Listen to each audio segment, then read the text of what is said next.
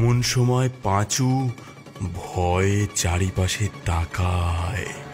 সে দেখে অন্ধকার থেকে বেরিয়ে আসছে লালচে চোখের জুটি, আরো এক জুটি, তারপর আরো, এমন ভাবে বেরোতেই থাকে। সে দেখে আস্তে আস্তে চারপাশের শ্মশান ভূমি থেকে উঠে আসছে কঙ্কালের দল।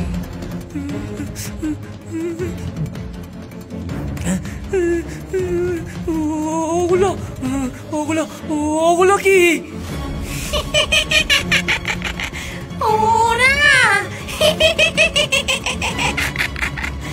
ওরা তো আমার গ্রাহক, ভীষণ পছন্দ করে আমার চপ খেতে।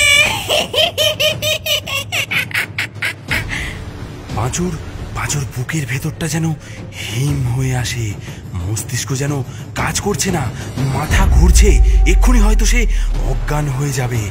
এবার তার রহিমের কথাগুলো মনে পড়ছে। সে পালানোর জন্য পথ খুঁজতে লাগে।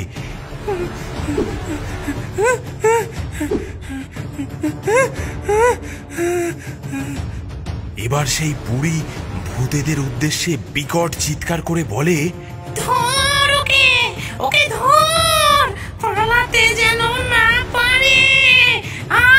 আজ ওর মাংস দিয়ে আমি স্পেশাল চপ বানাবো।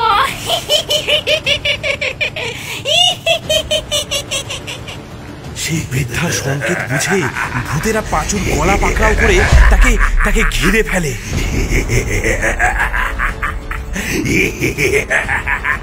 তাদের দুর্গন্ধময় নিঃশ্বাসে চারিপাশের আবহাওয়া আরো ভারী হয়ে ওঠে। পাঁচু মরিয়া হয়ে চেঁচাতে থাকে, রহিম, রহিম, কোথায় আছিস? কোথায় আছিস রহিম?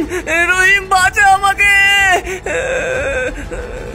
সে কোনো রকমে হাত পা ছুড়ে ভূতেদের হাত থেকে বেরিয়ে এসে প্রাণপণে জোরে ছুটতে থাকে। লোভের ফাঁদে পা দিয়েছে সে।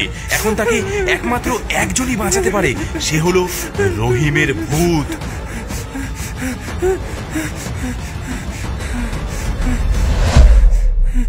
রহিম, রহিম, বাঁচা আমাকে, আমাকে বাঁচা রহিম।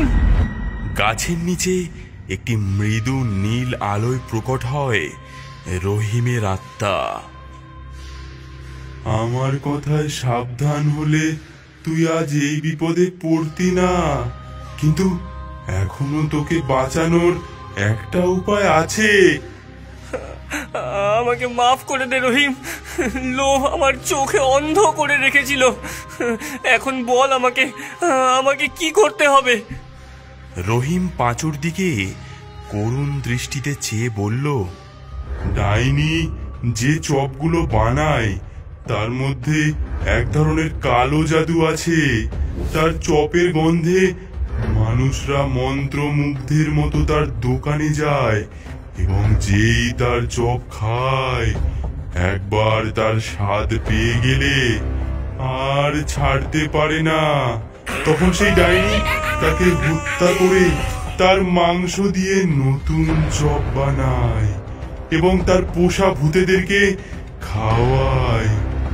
এই ডাইনিকে একবার হত্যা করতে পারলে ভূতেরাও মরে যাবে। এই ডাইনিকে হত্যা করব কি করে? এই জঙ্গলের পথ দিয়ে সোজা গেলে এই পথেই একটা কুড়ে ঘর পড়বে। সেই ঘরের ভেতরে একটা মুরগির খাঁচা আছে। খাঁচায় 3টে কালো মুরগি বন্দি। তুই গিয়ে ওই মুরগি 3টেকে মেরে ফেল, তাহলেই ওই ডাইনিও মরে যাবে। ভয়ে পাঁচুর হাত পা কাঁপছে, কিন্তু রহিমের কথা শুনে সে শেষ চেষ্টাটুকু করতে চায়। সে ফ্যাকাশে মুখে বলে, আমি যাব রহিম, আমি যাব। আমি একবার বাঁচার সুযোগ পেতে চাই। তবে যা পাঁচু, তবে তাড়াতাড়ি। একটি নিঃশ্বাসের সাথে মিলিয়ে যায় রহিমের আত্মা।